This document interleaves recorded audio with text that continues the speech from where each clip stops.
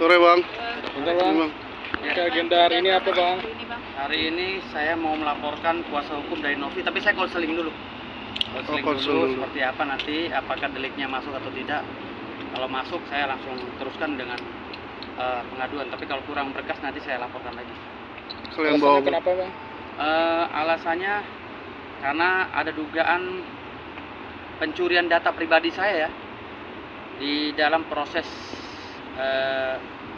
laporan saya terhadap akun Pratiwi Novi ya, yang menyoal masalah surat kuasa saya, kuasa lisan dari Novi Pratiwi Novianti ya, yang berkaitan dengan Agus Salim. Jadi hari ini saya ingin konsultasi dulu dengan pihak penyidik. Saya sudah telepon pihak-pihak kolega saya dan saya diarahkan untuk ke sini. Nanti seperti apa di dalam saya laporkan lagi. sekalian bawa barang bukti ya. Hari ini kuasa hukum Novi aja apa sama Novinya bang? Novi udah kemarin saya udah laporkan. Di Polres Tangsel kemarin ya bang? Ya, hari ini untuk kuasa hukumnya. Setelah itu besok untuk Novi lagi ya, dengan pihak-pihak lain ya, terkait dengan perlindungan anak.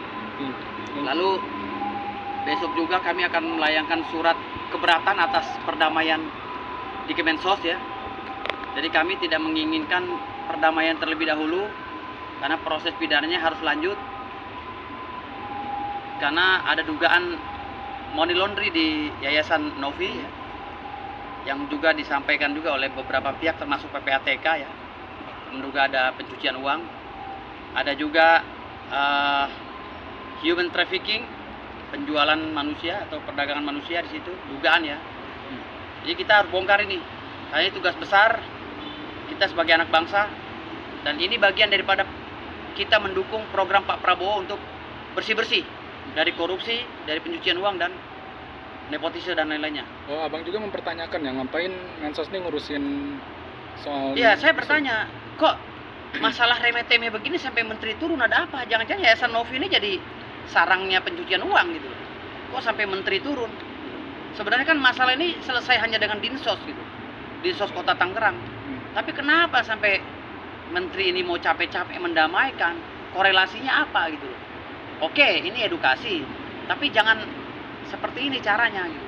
Karena kan banyak pihak juga yang masih berlomba-lomba untuk mencari keadilan gitu, untuk mencari kepastian hukum di sini. Jadi inilah yang menjadikan kami ini keberatan, sehingga saya akan melayangkan surat keberatan atas laporan atas proses perdamaian tersebut itu. Dan jika Mensos masih menjalankan itu, maka kami akan gugat Mensos. Berarti Mensos tidak mengikuti perintah Pak Prabowo untuk bersih-bersih. Harusnya Mensos ketika ada ketika ada pernyataan masyarakat yang mencurigai satu rekening karena adanya dugaan pencucian uang, harus kooperatif. Mensos itu harus kerjasama dengan polisian dan kejaksaan.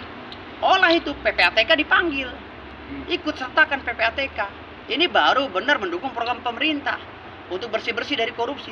Kalau ini ada dugaan korupsi ditutupi begini dengan perdamaian lalu kasusnya tutup, besok bagaimana? Gitu loh.